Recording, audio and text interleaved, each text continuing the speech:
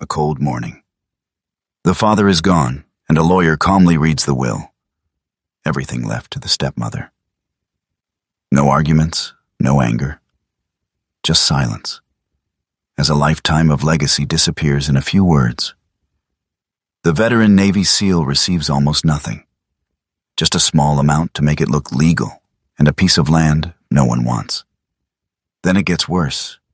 His stepmother throws all his belongings out, like he was never part of the family. With nowhere to go, he drives into the northern forest, only his loyal German shepherd by his side. The worthless land his father left behind doesn't look like anything, until his dog suddenly stops. Before we begin, tell us where you're watching from, and don't forget to like and subscribe to Veteran Dog Stories. The morning arrived like a quiet promise that no one intended to keep. Cold, clear light filtered through the tall northern pines, slipping between their dark trunks in long pale shafts that touched the gravel driveway like fingers searching for something lost. The air smelled faintly of resin and damp earth, clean in a way that felt almost cruel. Too pure for the kind of day it had become. Rowan Hale stood alone at the edge of that light. He was a man built by discipline and pressure. 43 years old, tall at 6'1", broad-shouldered, his frame lean but hardened by years of special operations. His face was carved in angles, a strong jawline shadowed by short, uneven stubble, cheekbones weathered by wind and sun. His skin carried a permanent tan that no season erased. His eyes, blue-gray, steady, unreadable, held the kind of stillness that didn't come from peace, but from surviving too many storms. His hair was cut short in a military style, dark brown with early streaks of silver at the temples. It was not vanity that kept it that way.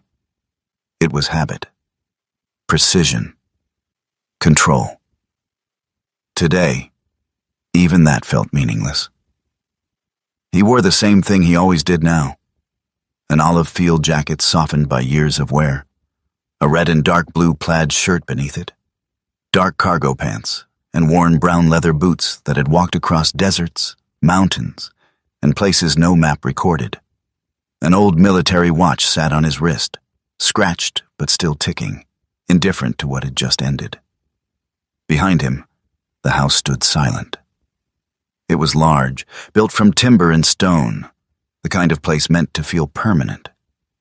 But permanence, Rowan had learned, was a lie people told themselves to sleep better at night. Beside him stood Ash.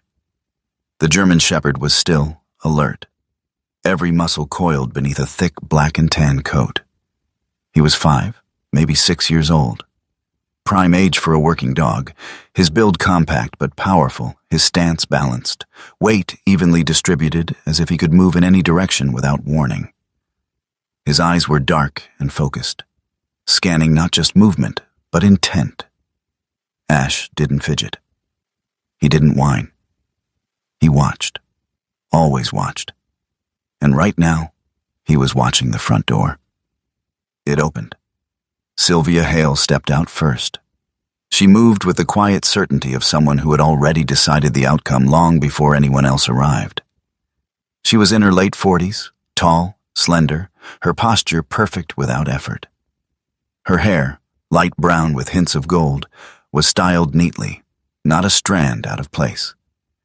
Her face was composed, smooth, controlled. She wore a charcoal-colored coat tailored precisely to her figure, dark trousers and polished leather shoes that never touched the gravel hard enough to make a sound. Her eyes passed over Rowan without stopping. Not cold, not angry, just finished. Behind her came Richard Pike. The lawyer adjusted his glasses as he stepped onto the porch, carrying a slim leather folder. He was a man of about 50, thin, composed, dressed in a perfectly fitted gray suit. His hair, a mixture of dark and silver, was combed back neatly. His expression was neutral, but not empty. It was the kind of neutrality that came from knowing exactly where the power in a room belonged. And it wasn't Rowan. Pike cleared his throat. "Mr. Hale," he said, voice calm, professional. "We'll proceed with the reading here." Rowan didn't respond. He didn't move. He just listened. The words came like a slow, methodical dismantling. Everything was accounted for. The estate, the accounts, the investments, the house, the land. Every visible piece of Jonah Hale's life. "All assets," Pike concluded, glancing briefly at Sylvia, "are hereby transferred to Mrs. Sylvia Hale as per the final and legally binding will." A pause. Then, almost as an afterthought, "To Rowan Hale, the testator leaves one vehicle, a 2008 Ford pickup truck. A pending financial allocation currently under administrative hold and full ownership of parcel designation 17B, located in the Northern Forest region." The silence that followed wasn't empty. It was final. Rowan's jaw tightened slightly, but nothing else moved. No anger, no disbelief, just confirmation. He had already lost before he arrived. Ash stepped forward. Just one step, then another, until he stood directly between Rowan and Sylvia. A low, controlled growl rumbled in his chest. Not loud, not aggressive, but unmistakable. It wasn't a threat. It was recognition. Sylvia's eyes flicked downward. For a brief moment, so small it could have been imagined, something shifted in her expression. Then it was gone. "Control your dog," she said, her voice soft, almost polite. Rowan reached down, his hand closing gently around Ash's collar. "It's all right," he murmured.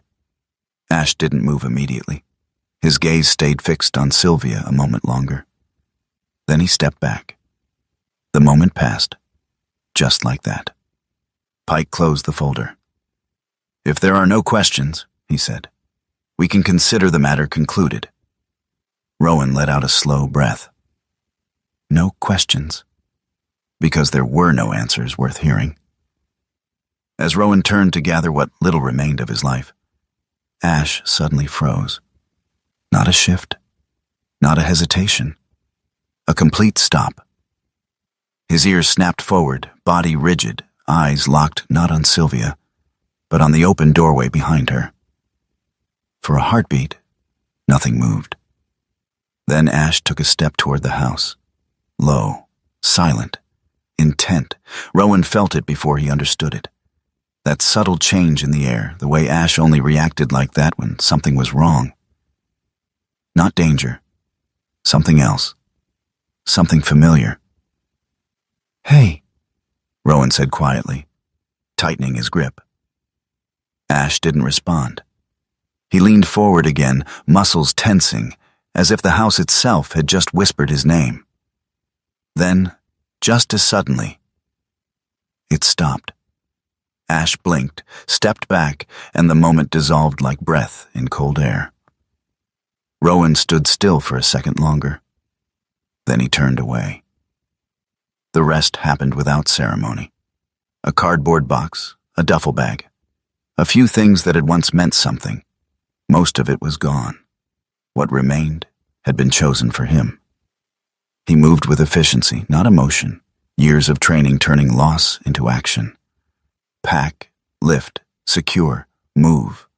No wasted motion, no wasted thought. But inside, something heavier than anger settled into place. Regret. He hadn't been there. Not when his father got sick. Not when things started to change. Not when it mattered. Jonah Hale had never been an easy man to understand.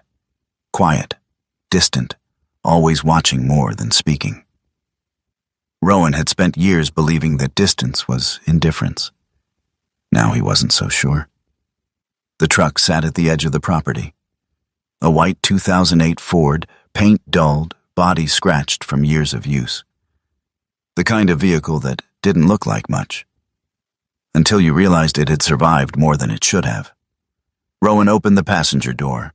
Ash jumped in without hesitation. Always the same spot. Always the same position. Loyalty didn't need instructions. Rowan loaded the rest into the back. When he reached for the final box, something slipped loose and fell onto the gravel with a soft, hollow sound. A manila envelope. Old, worn at the edges. He picked it up. For a moment, he just held it.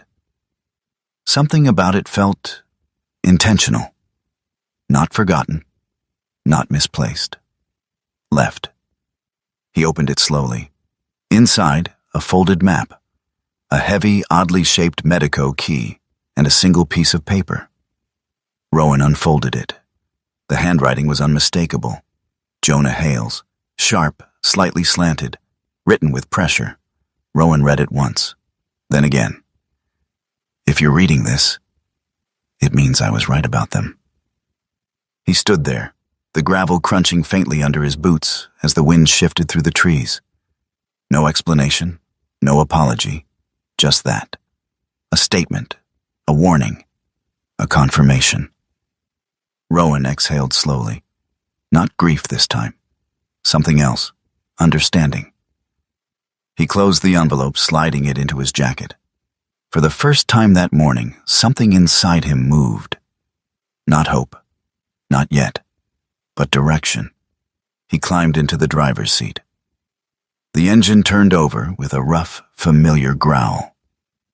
He didn't look back at the house. Didn't need to. Ash settled beside him, head forward, eyes alert. The road ahead cut through the forest like a narrow scar. Rowan shifted into gear. Gravel crunched. The truck rolled forward. And as the house disappeared behind the trees, something quiet and irreversible settled into place. It wasn't the end. It was the moment a man realized. He had been playing the wrong game all along. Rowan Hale didn't look back. The road narrowed as it cut deeper into the northern forest, gravel giving way to dirt, then to something less defined. Just a suggestion of passage between trees that had stood longer than most men lived. The sunlight followed him for a while, filtering through the pines in pale ribbons. But the deeper he drove, the quieter the world became. Ash sat in the passenger seat, perfectly still, eyes forward. Not resting, waiting. Rowan kept one hand on the wheel, the other resting loosely on the manila envelope now tucked inside his jacket. He hadn't read the note again. He didn't need to. The words had settled somewhere deeper than memory. Somewhere instinct lived. Coordinates, a dry creek, a wall of stone, and a marker only he would understand. Jonah Hale hadn't written like a father saying goodbye. He had written like a man setting a course. It took nearly 2 hours before Rowan found the place. There was no sign marking it, no road leading cleanly in. Only a narrow break in the trees, half hidden by overgrown brush, the kind of path that disappeared if you weren't looking for it. He killed the engine. Silence rushed in. Not empty silence. Forest silence. Wind brushing through needles, the faint ticking of cooling metal. Somewhere far off, a crow called once, then stopped. Ash was out of the truck before Rowan even reached for the handle. The dog landed lightly, nose already low to the ground, drawing in the air in slow, deliberate breaths. His body changed the moment his paws touched the earth. Looser in motion, sharper in attention, Rowan stepped out, closing the door quietly behind him. For a moment, he just stood there. This place. It didn't feel abandoned. It felt held. He pushed the thought away. All right, he muttered under his breath. Ash moved ahead, not running, not wandering, tracking. Rowan followed.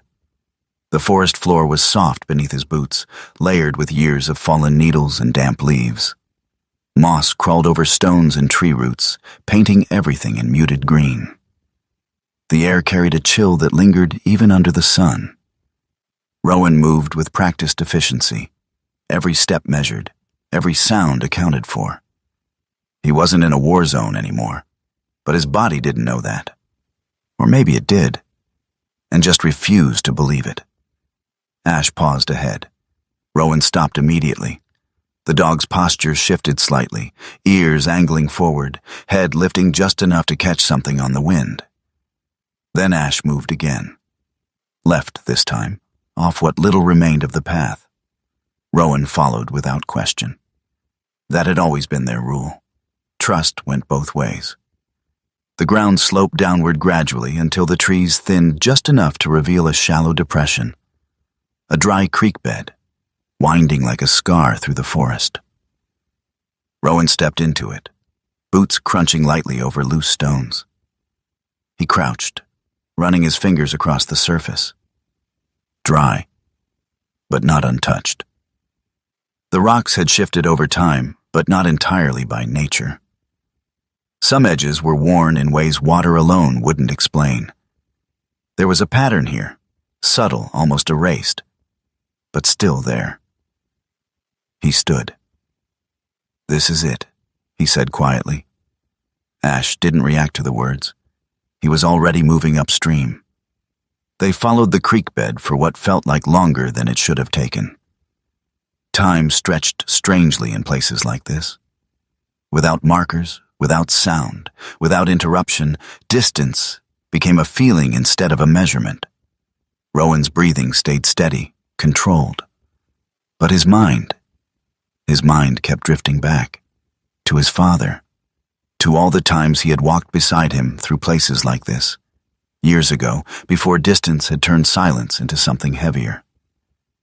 Jonah had always been like this in the woods, focused, listening more than speaking, seeing things Rowan hadn't learned to see yet.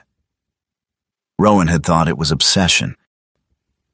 Now he wondered if it had been preparation. Ash stopped again. This time, he didn't move. Rowan came up beside him.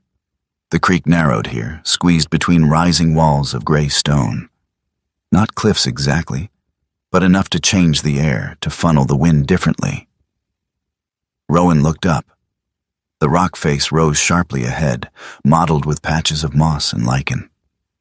From a distance, it looked solid, unbroken. But up close, there were inconsistencies. Lines that didn't belong, angles that nature rarely made on its own.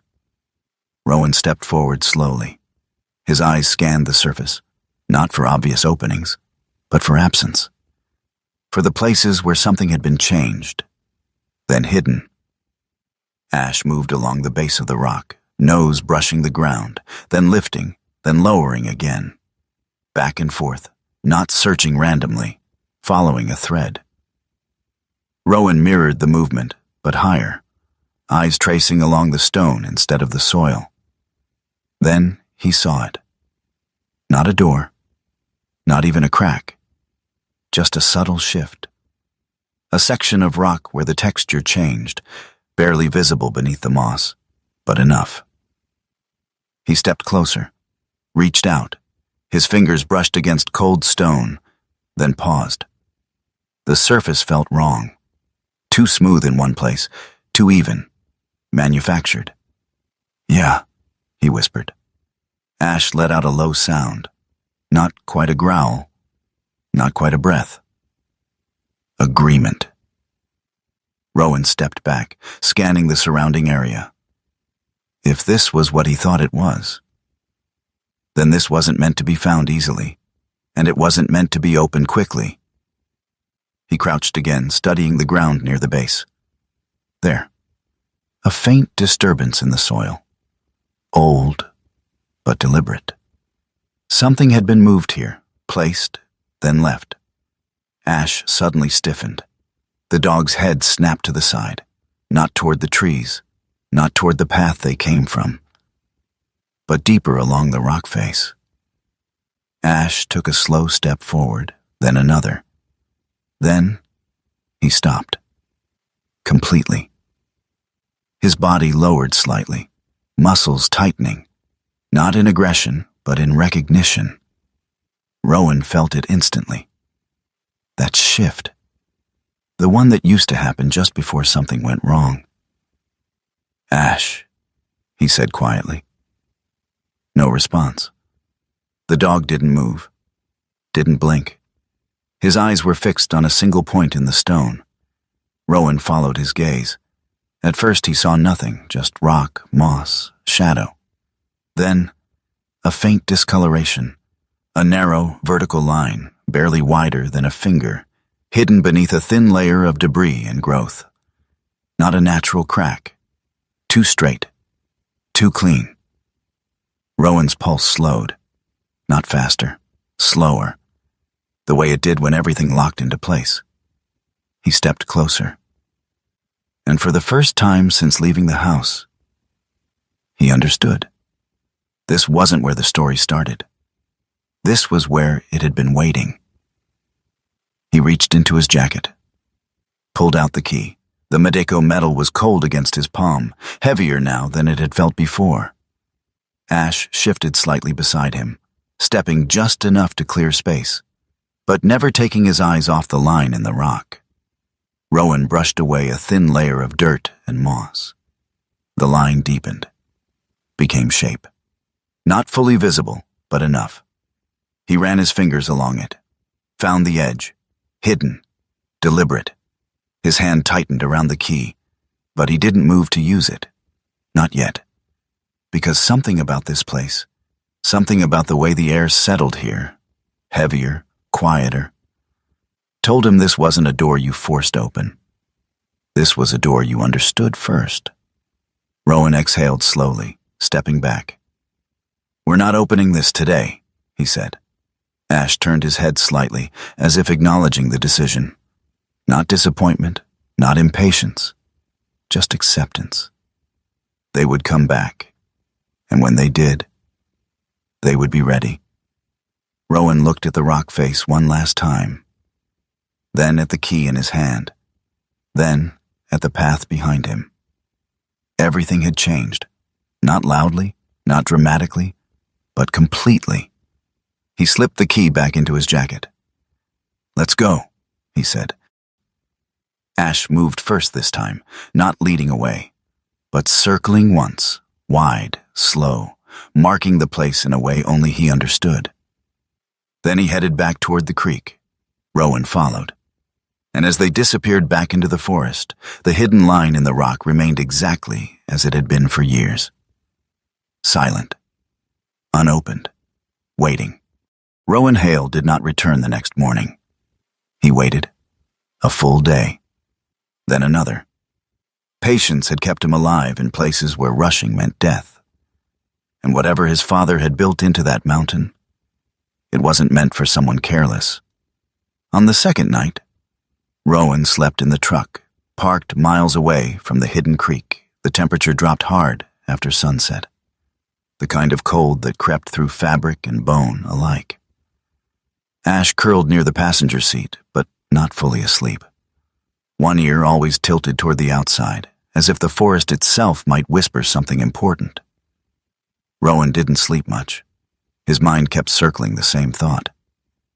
Not about the door, about his father.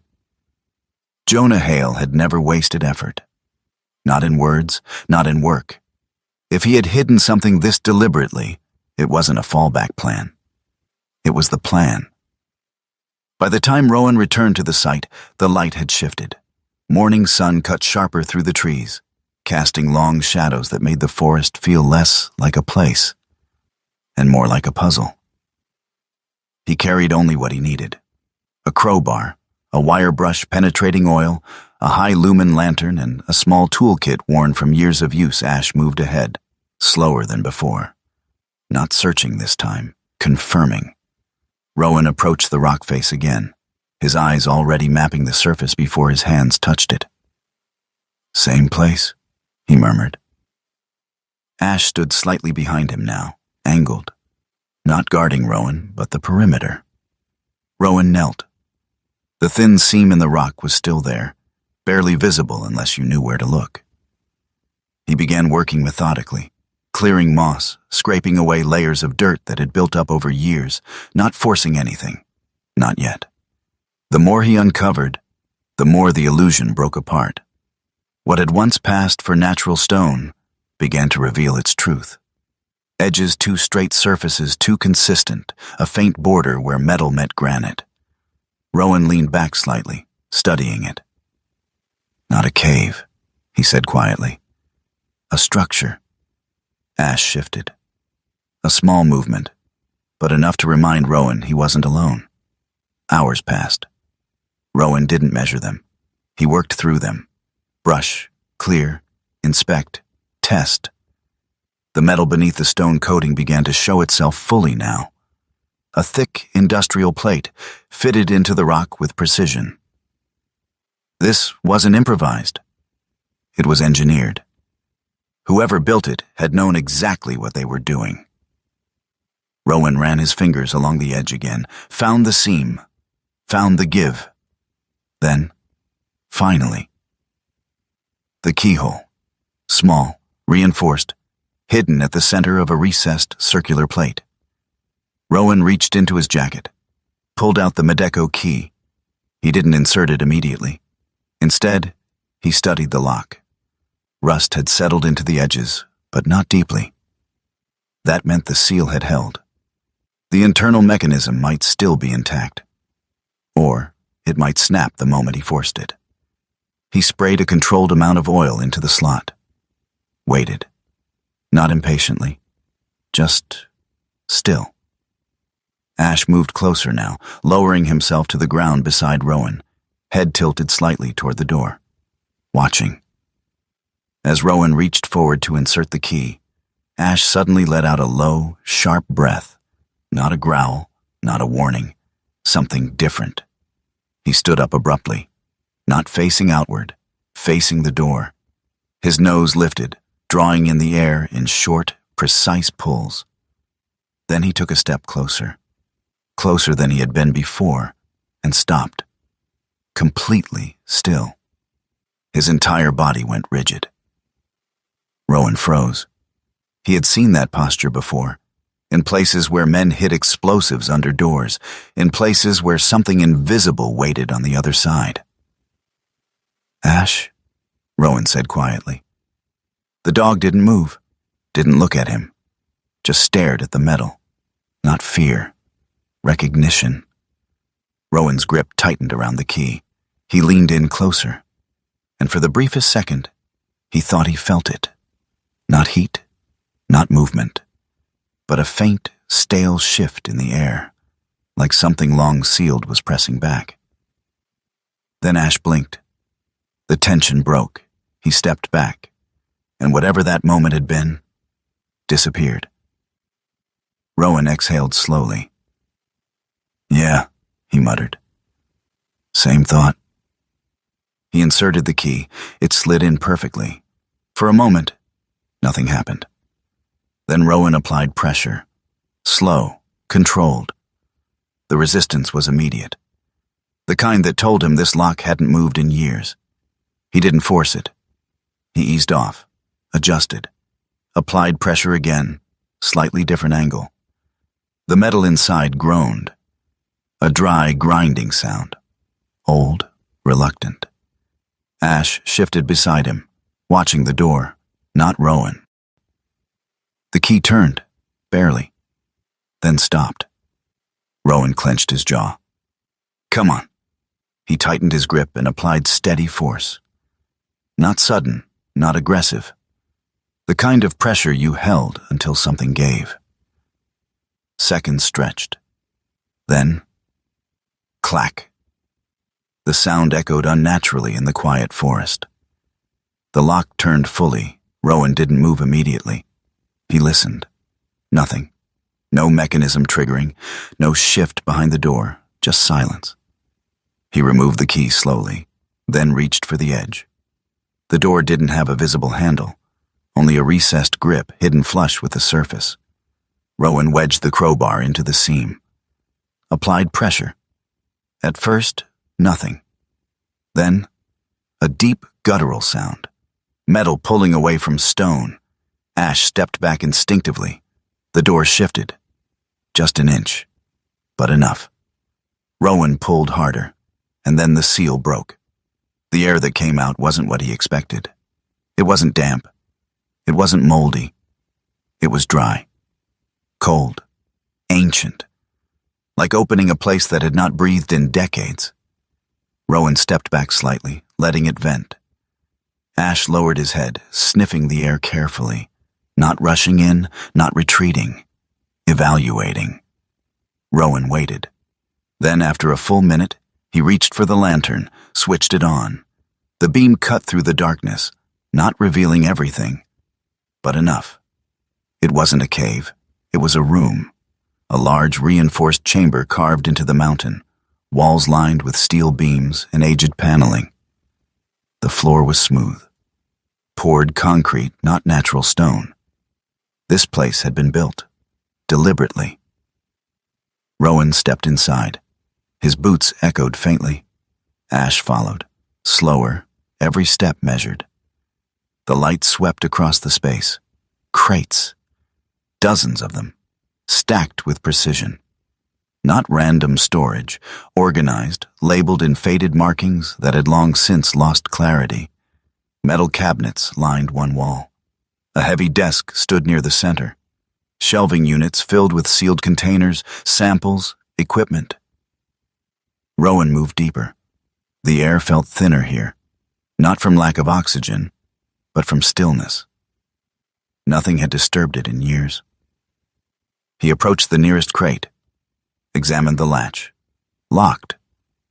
He wedged the crowbar in, snapped it open. The wood cracked under pressure. Inside, not gold, not jewels. Documents. Carefully sealed packets. Folders marked with codes, dates, initials. Rowan pulled one free, opened it, and the world shifted again. Bank transfers, account numbers, names, layers of transactions that didn't belong on any public record. He flipped through more. The pattern became clear. This wasn't storage. This was leverage. Rowan straightened slowly. His eyes moved across the room again. Everything here, every crate, every file, was part of something bigger, something structured, something hidden on purpose. Jesus, he whispered. Ash moved past him now, not interested in the crates. He walked straight to the desk, stopped, and sat. Not casually, deliberately, like he had reached a destination. Rowan followed. The desk was old, but well kept. Papers sat neatly arranged across its surface, as if someone had left in the middle of work and simply never returned. At the center lay a thick leather-bound ledger. Rowan reached out. His hand hovered above it, then lowered. The moment his fingers touched the cover, something inside him shifted. Not memory, not fear. Something quieter. Recognition. He opened it, and in that moment, Rowan understood something that had been hidden from him for years. His father hadn't just prepared for loss, he had prepared for betrayal. Rowan closed the ledger slowly. He didn't need to read everything. Not yet. He already knew enough. This wasn't about money. It never had been. This was about control, about truth, about a man who had seen what was coming and refused to let it bury him completely. Rowan looked around the chamber again, at the crates, the files, the system, then down at Ash. The dog met his gaze, calm, steady, waiting. Rowan exhaled. "All right," he said quietly. His voice didn't carry anger or doubt, just clarity. "We're not done." He turned back toward the door. The outside light spilled faintly into the chamber, a reminder that the world above still existed. But Rowan knew. He hadn't stepped into a hiding place. He had stepped into the center of something his father had built. And walking out now would not mean leaving it behind. The chamber did not feel like a place meant to be entered. It felt like a place meant to wait. Rowan Hale stood beside the desk, the leather-bound ledger open beneath his hands. The lantern cast a steady white glow across the pages, illuminating rows of numbers, names, and symbols that had been written with deliberate care. This was not a record of profit. It was a record of movement. Controlled movement. Assets that didn't belong to any visible system. Transactions that avoided scrutiny. Names that appeared, disappeared, and resurfaced under different identifiers. Rowan's eyes moved slowly across the pages. He wasn't rushing anymore. This wasn't something you skimmed. This was something you understood. Ash remained near the desk, sitting with quiet precision. His ears shifted occasionally, catching the small echoes of Rowan's movements. But his focus stayed anchored, not on the man, but on the space itself, as if he was still mapping something unseen. Rowan flipped another page, then another, and then he stopped. Not because of what was written, but because of how it was written. The handwriting had changed. The earlier pages, tight, structured, almost clinical. The newer entries, still controlled, but heavier. Slight pressure marks in the ink, subtle variations. Jonah Hales. Not as a researcher, as a man under pressure. Rowan's jaw tightened. Yeah, he murmured under his breath. You knew. He leaned back slightly, his mind working through it. Jonah hadn't just hidden assets. He had moved them. Out of reach, out of system, out of anyone's control, except the one person he had left the path for. Rowan. The realization didn't bring comfort. It brought weight. Because if his father had gone this far, then he hadn't been preparing for death. He had been preparing for something else. Something he couldn't stop. Rowan closed the ledger slowly. His gaze drifted across the chamber again, this time not seeing objects, but connections. Every crate, every file, every sealed container. All of it wasn't storage. It was structure. A system built quietly, layer by layer, hidden beneath something that looked worthless on paper. A cliff face. A forgotten parcel. A joke. Rowan exhaled slowly. You didn't lose anything, he said softly, almost to himself. You moved it. Ash stood up suddenly. Not sharply, not alarmed, but with purpose. He walked past Rowan again, heading toward the far wall. One Rowan hadn't fully examined yet. It was lined with old metal cabinets, dented but intact, their surfaces marked with faded labels and numbers. Ash didn't go to the cabinets. He stopped just before them, lowered his head, then raised it again, breathing, short, measured. Rowan watched him. There was a pattern to it. Ash wasn't searching randomly. He was isolating something. Rowan stepped closer. What is it? Ash didn't look at him. He moved one step to the right, then stopped. Rowan followed. He placed his hand against the wall. Cold steel. He moved it slightly to the side. Same. Then again, and then a subtle shift. The temperature changed. Barely, but enough. Rowan's fingers traced the surface carefully. He tapped once. Solid. Twice. Still solid. Then, 3 inches lower, a different sound. Hollow. Ash let out a quiet sound, soft, almost like a breath catching. Rowan paused. The dog wasn't tense, wasn't alert, but there was something in his posture that didn't belong to training. Something older. Something instinctive. Ash lifted his head slowly, and for a brief second, his eyes didn't scan the room. They fixed on Rowan. Not his handler, not his partner, but as if recognizing something deeper. Rowan felt it. That strange, unexplainable moment where everything went still. No sound. No movement. Just that look. Then Ash turned back to the wall and nudged a specific section with his nose. The moment broke, but the feeling lingered. Rowan swallowed. Yeah, he said quietly. I see it. He reached for the crowbar. Carefully, he wedged it into the seam between 2 panels. Applied pressure. Not enough to damage, just enough to test. The panel shifted. Barely. But it moved. Rowan adjusted his grip, then pulled. The metal gave with a low creak, revealing a narrow compartment hidden behind the cabinet structure. Not large, not dramatic, but precise.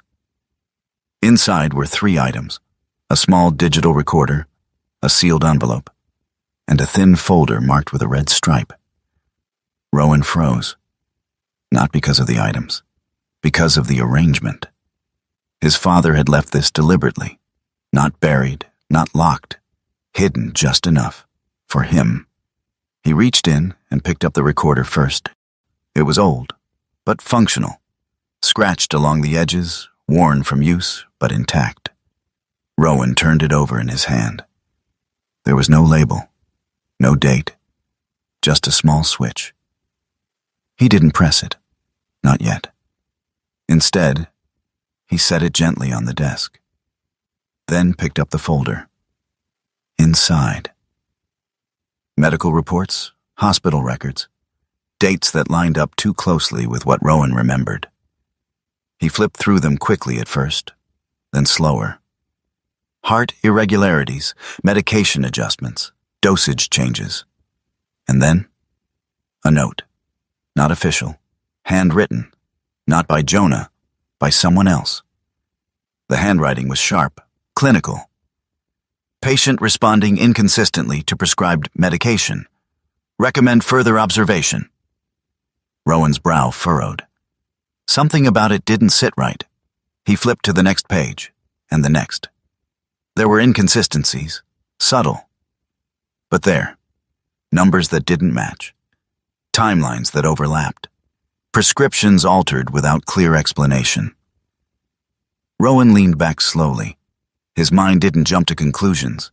It assembled them, piece by piece, and the picture forming was not clean. He opened the envelope last. Inside was a single sheet. Jonah's handwriting again, short, direct. If you've reached this point, it means you've started to see what I couldn't prove. Rowan's fingers tightened slightly around the paper. I don't know how far it goes. I don't know who is involved. But I know this. My condition changed too fast, and not in ways that make sense. Rowan's chest tightened. This isn't something you fight in the open. Not yet, not until you understand the structure behind it. He stopped reading. Not because there was more, but because that was enough. Rowan stood in silence for a long moment. The chamber felt different now. Not just hidden, not just constructed, but occupied by intent. His father hadn't died in ignorance. He had died knowing something was wrong, and unable to prove it. Rowan looked down at the medical files again, then at the recorder, then at Ash. The dog stood beside him, calm, steady, waiting, always waiting. Rowan exhaled. This isn't about the house, he said quietly. This isn't about money. His voice didn't rise, didn't harden. It simply settled. This is about what happened to him. Ash shifted slightly, not reacting to the words, but to the tone. Rowan gathered the items carefully. Not all of them, just what mattered. The recorder, the folder, the note. He placed them into his pack, then closed the compartment again, sliding the panel back into place. No one else needed to know this was here. Not yet. He walked back toward the center of the chamber, paused, looked around one last time. The crates, the systems, the structure, everything his father had built, not to protect wealth, but to protect truth. Rowan understood now. Jonah hadn't trusted the system, so he had stepped outside of it, and left Rowan the only way back in. Rowan turned toward the door. Ash moved ahead of him this time, not leading, just aligning. When they stepped back into the forest, the air felt different. Not lighter, just clearer. Rowan took a slow breath, The trees stood exactly as they had before. The sunlight hadn't changed, but he had. He reached into his pocket, touching the key briefly, not checking it, just feeling its weight. Then he let it go. "We're done here," he said quietly. Ash looked back at him once, then forward again, and, together, they walked away from the hidden place, not as men leaving something behind, but as men carrying something forward. Sylvia Hale did not scream. She did not throw things, did not slam doors, did not break composure. She stood in the center of the living room, one hand wrapped around a glass of untouched wine, the other resting lightly on the edge of a polished wooden table. The house around her was immaculate. Everything in place, everything controlled. Except one thing. Rowan had not come back. That was the problem. Sylvia was a woman who had built her life on predictability. She wasn't impulsive. She didn't rely on emotion. Every decision she made was calculated, layered, reinforced. And Rowan's silence didn't fit. Her reflection in the window stared back at her, sharp, composed, untouched by doubt. But beneath that surface, something had shifted. A miscalculation. Richard Pike sat across from her, posture straight, fingers steepled in front of him. The man rarely showed concern, but today there was something sharper in his eyes. Not fear, interest. "He should have come back by now," Sylvia said, her voice calm but thinner than usual. Pike didn't answer immediately. He was a man in his 50s, his face narrow, his features precise. Thin lips, a controlled jaw, eyes that seemed to weigh everything before responding. His suit was immaculate, but it was his stillness that defined him. "He's not desperate," Pike replied. Sylvia turned toward him slowly. "He has nothing." Pike tilted his head slightly. "That's what we assumed." Silence settled between them. Then Pike leaned forward, resting his hands on the table. "Jonah Hale did not think like a normal man," he said. "You know that." Sylvia didn't respond. Because she did, more than anyone. Pike stood and walked toward the window, looking out across the tree line. "Jonah was paranoid," he continued, "but not irrational. There's a difference." He paused. "If Rowan isn't coming back, then he's found something." The words didn't echo. They landed. Sylvia's grip tightened slightly around the glass. "What are you suggesting?" she asked. Pike turned back. "That we stop waiting." 3 hours later, a man stepped out of a black SUV parked half a mile from the property. His name was Carter Voss. He was in his early 40s, tall, broad, but not bulky. His strength was in precision, not size. His face was weathered, not by age, but by years of working in places where people didn't ask questions. His hair was short, dark, with a slight widow's peak, and a trimmed beard that never fully softened the edges of his expression. His eyes were the most telling, flat, focused. He didn't look at people. He assessed them. Voss had once been law enforcement. That much was clear in the way he moved. Controlled, observant, efficient. But something had changed at some point. Something that had removed the need for oversight. Now he worked privately, quietly, professionally. No mistakes. He crouched beside Rowan's truck, ran his fingers along the undercarriage, then reached into his pocket and pulled out a small device.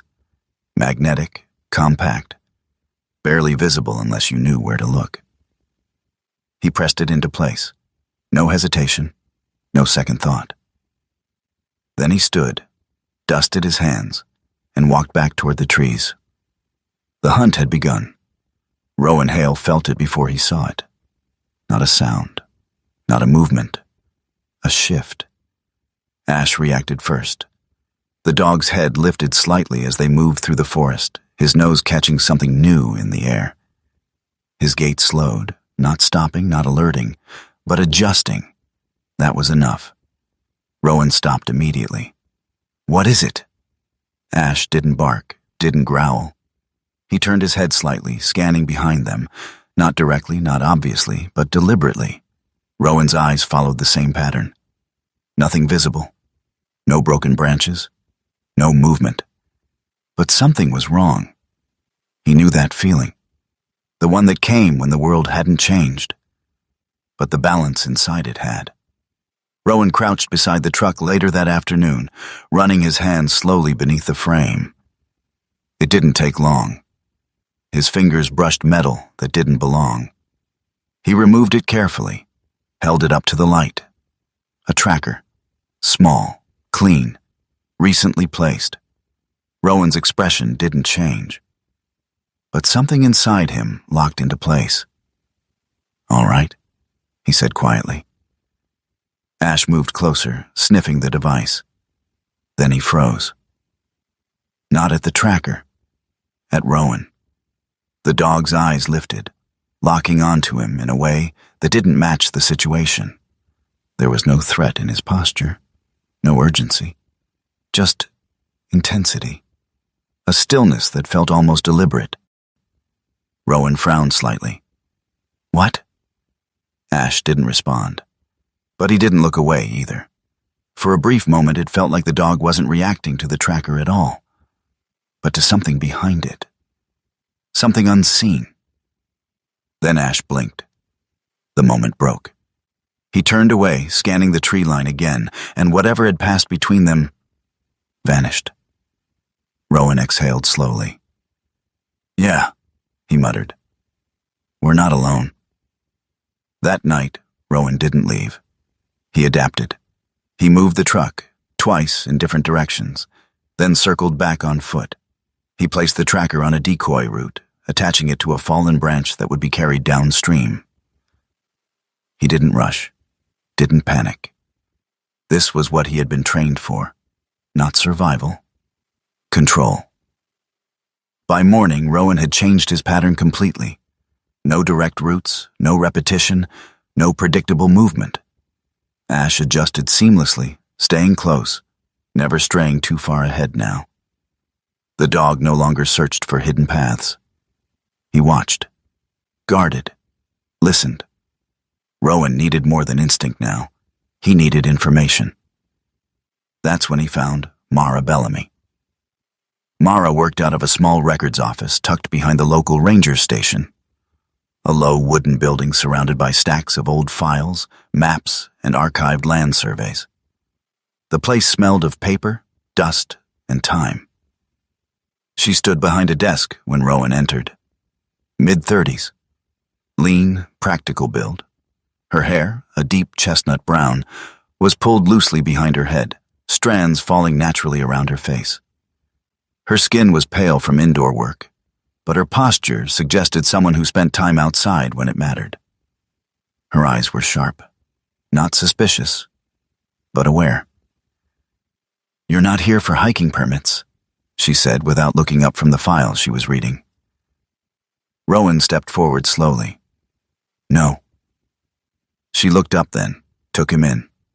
The jacket, the stance, the dog. Ash stood quietly beside Rowan, watching her with calm focus. Mara's gaze lingered on the dog for a moment. "Military?" she asked. "Used to be." She nodded once. "Figures." Rowan placed a folded copy of the map on the desk. Mara glanced at it, then leaned in. Her expression shifted. "Where did you get this?" "Family land." She studied the coordinates carefully, then sat back. "That area shouldn't exist like this." Rowan didn't respond. "Most of that region was surveyed decades ago," she continued. "But there are gaps. Places where records just stop." Her fingers traced the edge of the map. "This is one of them." Rowan crossed his arms. "What kind of gaps?" Mara looked at him directly now. "The kind someone pays to keep that way." Silence stretched between them. Then Mara leaned back in her chair. "You're not just hiking, are you?" Rowan held her gaze. "No." She nodded slowly. Good, she said. Because if you were, you'd already be in trouble. By the time Rowan left the station, he had more than he walked in with. Not answers, but confirmation. The land wasn't just hidden, it was erased, deliberately. That night, Rowan sat by the edge of the forest, the fire low, controlled. Ash lay nearby, head resting on his paws, eyes half open. Watching, always watching. Rowan stared into the flames, not thinking about what he had lost, not anymore. Thinking about what had been taken, what had been hidden, what had been rewritten. He reached into his pocket, pulling out the tracker, turned it over in his hand, then tossed it into the fire. It melted slowly, silently. No signal, no trace. Rowan leaned back slightly, his voice quiet but steady. They want to find it. Ash didn't move. They don't know what it is yet. Still nothing. But they will. The fire crackled softly. Rowan's eyes lifted toward the dark line of trees ahead. And for the first time since leaving the house, there was no hesitation left in him, only direction. He wasn't being chased. He was being tested. And now, he was ready to answer. Rowan Hale knew the mistake the moment he stepped back onto the narrow trail. Not because something moved, not because something made a sound, because the forest had gone too still. It wasn't silence. It was absence. Ash felt it first. The German shepherd's pace shifted, subtle but unmistakable. His head angled lower, ears twitching not toward any single direction, but across the entire space. His body tightened in motion, muscles preparing without committing. Rowan slowed. Yeah, he murmured. They weren't alone anymore. The descent toward the hidden creek felt shorter this time. Not because it was, because Rowan wasn't exploring anymore. He was calculating. He moved differently now, cutting angles instead of following paths, pausing at intervals that didn't seem logical unless you understood counter-surveillance. Every few steps, he stopped just long enough to let the forest settle, to catch the faintest disruption. Ash mirrored it, not leading, guarding.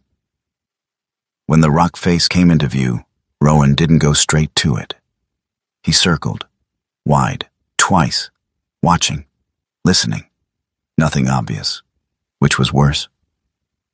He approached the entrance slowly. The seam in the stone was exactly as he had left it. No disturbance, no sign of forced entry. But something still didn't feel right. Rowan exhaled slowly.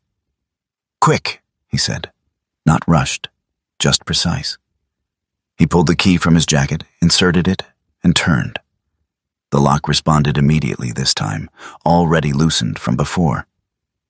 The door opened with a low mechanical groan. Ash hesitated, just for a second, then followed him inside. The chamber felt colder than before, not physically, but in presence. Rowan moved directly to the desk, grabbing the ledger without hesitation. He didn't scan the room, didn't pause. In and out. That was the plan. Ash, however, didn't follow. He stopped halfway inside the chamber, turned, and stared at the entrance. Rowan noticed immediately. What? Ash didn't move, didn't bark, but his posture changed, lower, tighter, ready. Rowan turned. The light from outside flickered, just slightly. Not enough for someone to notice casually, but enough for someone trained to. Rowan's grip tightened around the ledger. Move, he whispered. The sound came just as he reached the door, a footstep. Not loud, but close. Too close. Rowan didn't hesitate. He slammed the steel door shut. The impact echoed through the chamber like a gunshot. Then he spun the internal locking wheel, heavy, resistant, designed for force, not speed. It locked. Solid, sealed. The sound on the other side stopped. For a moment, there was nothing. Then, a dull knock, followed by a voice. Calm, measured. "You're fast," the man said from outside. Rowan didn't respond. He stepped back slowly. Ash moved beside him, low and tense. The voice continued. "You weren't supposed to find this yet." No anger, no urgency, just observation. Rowan's eyes flicked toward the walls. No second exit. No alternate door. Nothing. He had sealed himself in. Minutes passed, then longer. The voice didn't return, but Rowan knew better than to assume anything. He moved toward the far side of the chamber, his breathing steady, controlled. But something else began to shift. The air, subtle at first, then heavier. Ash noticed before Rowan admitted it. The dog stood abruptly, pacing now. Short, tight circles, nose lifting, pulling in air that no longer flowed the way it should. Rowan stopped. "Easy," he said, but his own chest tightened slightly. The realization settled in. This chamber had been sealed for decades. No vents, no airflow. And now, no exit. Ash suddenly bolted, not toward the door, away from it. He ran to the far corner of the chamber, where two large iron safes stood against the wall. Then he began clawing, not wildly, not panicked, targeted. His paws scraped against the stone with sharp, urgent rhythm. Rowan stared for a second, then moved. "Ash, what is it?" The dog didn't stop. He dug at the base of the wall, nose pressed close, inhaling rapidly, then clawing again, faster now. Desperate, but not afraid. Certain. Rowan dropped to one knee, running his hand along the surface. Solid. Except... There. A hollow echo beneath the stone. He grabbed the crowbar. "Move!" Ash stepped aside instantly. Rowan drove the metal into the seam and pulled. The stone cracked, shifted, then broke free. Behind it, darkness. Not open space, a narrow passage. Cold air rushed out, not much, but enough to feel, enough to breathe. Rowan exhaled sharply. "You found it," he said quietly. Ash didn't respond. He was already moving into the opening. Rowan grabbed the recorder from his pack, the one his father had left. He didn't think. He pressed play. Static filled the chamber. Then, Jonah Hale's voice. Rough. Older than Rowan remembered, but unmistakable. "If you're hearing this, then you made it farther than I hoped." Rowan froze. "I couldn't stop them," the voice continued. "So I changed the rules." Ash paused in the tunnel entrance, glancing back. Rowan stepped closer, listening. "This room was never meant to protect you," Jonah said. "It was meant to slow them down." A pause. "They'll force you inside. They'll wait." Rowan's chest tightened. "They always wait." The recording crackled. "But you don't stay."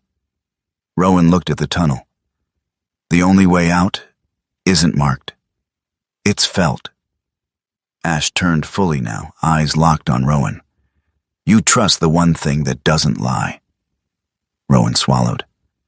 The recording ended. Rowan didn't hesitate. He shoved the recorder back into his pack, secured the ledger, and moved toward the tunnel.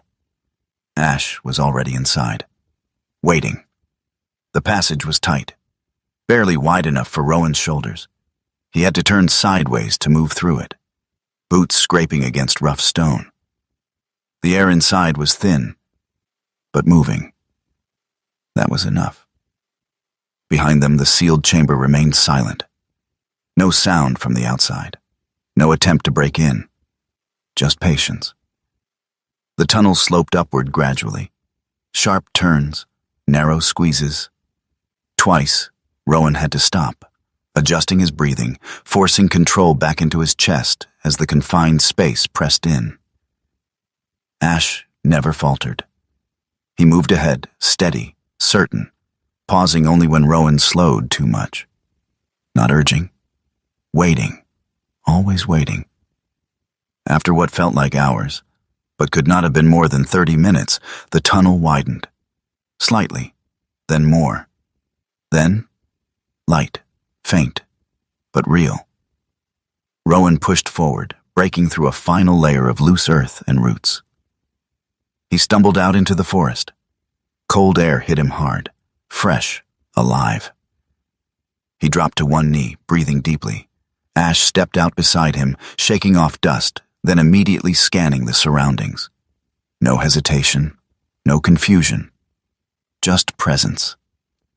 Rowan looked back at the hidden exit.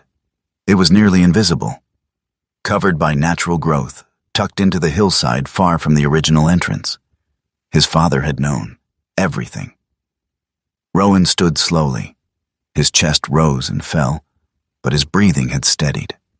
Not panic, not fear, something else now. Clarity. He looked at Ash. The dog met his gaze. No command needed. Rowan turned away from the hidden passage, from the chamber, from the man who was likely still waiting outside a sealed steel door. He adjusted the strap of his pack. Let's move. Ash stepped forward. Rowan followed. And for the first time since this began, he wasn't reacting. He was choosing. Rowan Hale did not run. He disappeared. There was a difference. Running meant fear. It meant reacting. It meant giving control to whoever was chasing you. Disappearing meant choosing when and where you would be seen again. For 3 days, Rowan and Ash moved without pattern. No fixed location, no repeated route, no predictable behavior. The forest wasn't his hiding place. It was his shield. Ash adapted without question. The German shepherd no longer ranged ahead the way he once had. He stayed closer now, within arm's reach, his attention split between Rowan and the world beyond him. His movements were quieter, more deliberate. He wasn't tracking anymore. He was guarding. Rowan spent those days not thinking about survival. He thought about structure.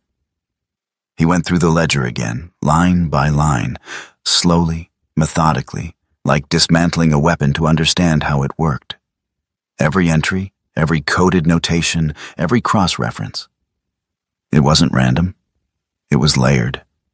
Financial transfers routed through shell accounts, land purchases masked as failed investments, medical reports filed under alternate identifiers, and behind all of it, names, connections, a network, not a conspiracy, a system. Rowan exhaled slowly, closing the ledger. They trusted paperwork, he muttered. Ash lifted his head slightly at the tone. They trusted records more than people. And that was where they would break. Mara Bellamy didn't ask questions when Rowan returned. She saw it in his face. Not anger, not fear. Something colder. Purpose. She closed the office door behind him, the soft click echoing in the small space filled with files and old maps. You found something, she said. Rowan placed the ledger on the table. I found everything. Mara stepped closer, her expression tightening slightly as she opened it. Her fingers moved across the pages, not randomly, but with trained precision. She wasn't just reading. She was verifying. Her eyes sharpened. These accounts, these aren't supposed to exist. They don't, Rowan replied. She looked up at him. And the medical records? Rowan slid the folder across the table. Mara opened it, her brow furrowed deeper this time. These inconsistencies, she murmured. Rowan crossed his arms. They're not mistakes. Mara closed the file slowly. No, she said. They're edits. But data alone wasn't enough. Rowan knew that. Truth didn't win by existing. It won by being placed in the right hands. That's when Daniel Crowe entered the story. He wasn't impressive at first glance. Mid-50s, slightly overweight, thinning gray hair, a face lined more by fatigue than age. He wore a wrinkled button-up shirt, sleeves rolled unevenly, and a tie that looked like it had been loosened hours ago and forgotten. But his eyes? Sharp, restless. The kind of eyes that never stopped working, even when the body slowed. Daniel had once been an internal auditor for a major financial firm. 10 years ago, he had exposed a fraud case that should have made him famous. Instead, it ended his career. Not because he was wrong, because he was right. And right didn't always survive in the systems he investigated. Now he worked independently, quietly, carefully, and selectively. "You understand what this is?" Daniel asked, flipping through the ledger. Rowan didn't answer. He didn't need to. Daniel let out a slow breath. "This isn't just hidden money," he said. "It's control." Mara nodded. "Can you prove it?" she asked. Daniel leaned back slightly, studying both of them. "With enough time, yes." Rowan shook his head. "We don't have time." Daniel's gaze shifted to him. "Then you don't want proof," he said. "You want pressure." Ash, who had been lying quietly near the door, suddenly stood. Not alert, not defensive, but aware. His head turned toward the hallway, his ears tilted forward, not sharply, but with focus. Rowan noticed immediately. "What is it?" Ash didn't move. He just listened. Then slowly, he walked toward the door, not rushing, not cautious, certain. Rowan followed, opening the door just slightly. The hallway outside was empty, silent. But something had changed. Not visible, not audible, but present. Ash stepped forward, sniffed once, then stopped. His body relaxed. Whatever had passed had already gone. Rowan closed the door slowly. Daniel watched him. "You being followed?" he asked. Rowan didn't answer immediately. Then, "Not anymore." They worked through the night. Data mapped, connections drawn, legal pathways identified. Mara handled the records, linking land ownership, medical filings, and historical gaps. Daniel handled the financial side, tracking the movement of money through systems designed to hide it. Rowan watched. Not because he didn't understand, but because he needed to see the full picture. Not fragments, not assumptions. The whole structure. It took less than 48 hours. Not because the system was weak, because it had never been challenged from inside. The first move wasn't public. It was quiet. A report filed through the right channel, with the right documentation, at the right time. Then another, and another, each one small, individually insignificant. Together, irreversible. Sylvia Hale didn't understand what was happening at first. She sat in her office, reviewing documents that didn't make sense. Accounts flagged, transfers questioned, requests for verification. Her fingers tightened around the edge of the desk. "This is procedural," she said sharply. Pike stood nearby, reviewing the same information. "No," he replied. "It's targeted." Sylvia looked up. "That's not possible." Pike didn't respond immediately. Then, "Jonah Hale," he said quietly. The name hung in the air. Sylvia's expression didn't break. But something behind her eyes did. The pressure built quickly, accounts frozen, audits initiated. Requests turned into demands, then into investigations. The system Sylvia trusted turned. Pike moved faster. He always did. Legal countermeasures, delays, challenges. But even he couldn't stop everything, because this wasn't one attack. It was dozens, layered, coordinated, prepared years in advance. Rowan didn't watch it happen in person. He didn't need to. He stood on the ridge above the forest, the morning light stretching across the trees the same way it had days ago. But everything felt different now. Ash lay beside him, head resting on his paws, eyes half closed but still aware. No tension, no urgency, just presence. Rowan held the key in his hand, turned it slowly between his fingers. The metal was worn, old, simple, but it had opened more than a door. It had opened a truth. He didn't smile, didn't celebrate, because this wasn't victory, not yet. It was balance, restored.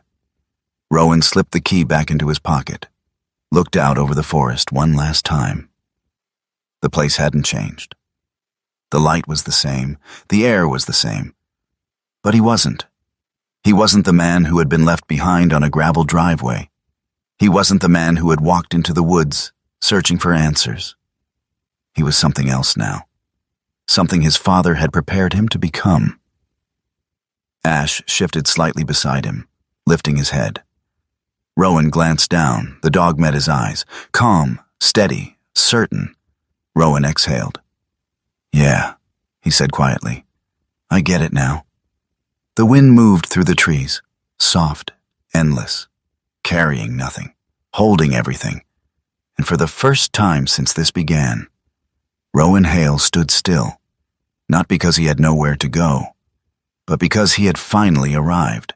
Sometimes, what looks like loss is not the end. It is a redirection. Rowan thought he had been abandoned, left with nothing but a broken past. But in truth, he was being guided, step by step, towards something greater than what he could see. Not by luck, not by chance, but by a plan that required faith before understanding. In life, there are moments when doors close, when people turn against us, when everything we trusted falls apart. And in those moments, it is easy to believe we have been forgotten. But sometimes, God does his greatest work in silence. He removes what is false to lead us to what is real. He allows darkness so that truth can be revealed. He delays answers, not to deny us, but to prepare us. Rowan did not win because he was stronger. He found his way because he trusted the path laid before him, even when he didn't understand it. And maybe that is the real miracle. Not that everything turns out perfectly, but that we are never truly alone in the process.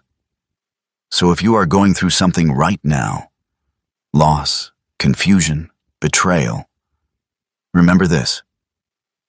There may be something hidden in your life right now that you cannot yet see, but it is there for a reason. Hold on.